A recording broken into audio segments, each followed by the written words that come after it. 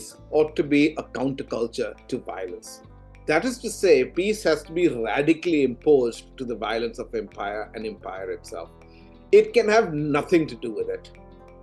That peace is conceived of as wholly other to empire. It cannot use its methods, it cannot use its means, nor even share the same goals of empire.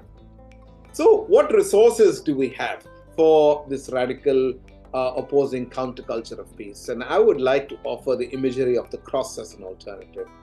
Firstly, while the cross was in the midst of the violence of Roman Empire, it stands radically opposed to it.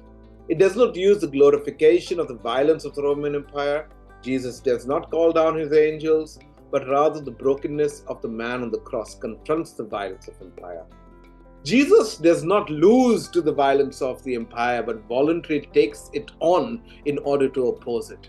In the cross, the holiness of God protests against the violence of the world. It is a protest of truth that does not accept the violent ways of the oppressors, yet chooses to protest in a radically different way, the way perhaps of non-violence.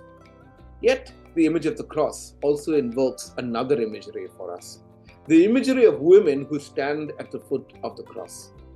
All the men have run away.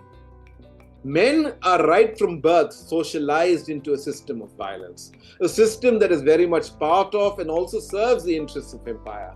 Women, on the other hand, are more often than not the victims of violence. Women are not socialized into the ways of violence, but have been able to find other ways to cope with it, mostly by coming together in a common struggle against violence. Whether this is in the Mothers of the Disappeared in Argentina, or women's movements in Indonesia, or several other parts of the world that have been countering violence. The culture of women is a counter-culture of peace. And this is perhaps what we need to do.